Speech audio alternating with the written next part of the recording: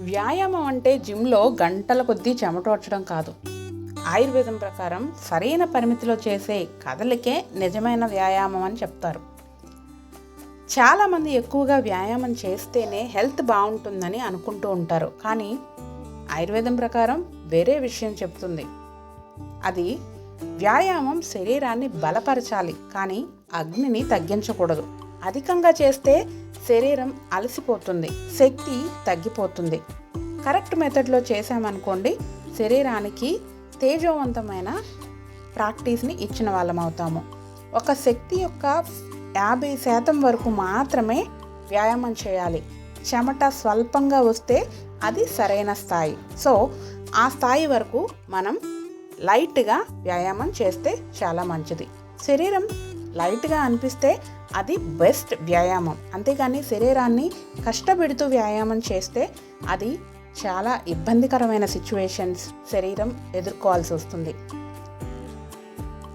Best సమయాలు ఏవి వ్యాయామానికి అని చూస్తే, ఉదయం సమయంలో వ్యాయామానికి ఉత్తమం అని చెప్పచ్చు. ఎందుకంటే శరీరము మైండ్ రెండు కూడా ఫ్రెష్గా ఉంటాయి ఆ సమయంలో. సరే, ఆ టైంలో ఎలాంటి ఎక్సర్సైజెస్ చేస్తే బెస్ట్ అని చూస్తే, యోగా చేయొచ్చు, నడవచ్చు, సాధారణంగా స్ట్రెచ్చింగ్ అనేది చేస్తూ ఉండొచ్చు. ఇలా శరీరాన్ని సహజమైన వ్యాయామానికి అలవాటు చేయాలి. అప్పుడే సరైన వ్యాయామం వల్ల జీర్ణక్రియ మెరుగుపడుతుంది, అగ్ని బలపడుతుంది, ప్రాణశక్తి చాలా పెరుగుతుంది, హాయిగా అనిపిస్తూ ఉంటుంది శరీరానికి.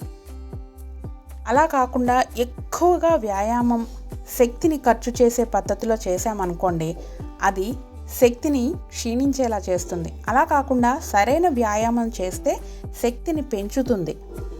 మరి వ్యాయామం చేసే పద్ధతులు, చేసే ప్రాసెస్లు కరెక్ట్గా ఉన్నాయా లేదా ఒక్కసారి చూసుకొని మన శరీరానికి ఏది అవసరమవుతుంది దానికి అనుకూలంగా మనం ప్రాక్టీస్ చేద్దాం. మరి ఇలాంటి మంచి ఆయుర్వేదిక్ టిప్స్ కోసం ఫాలో అవ్వండి మన ఛానల్ని. అలాగే DM చేయండి. I support Ayurveda.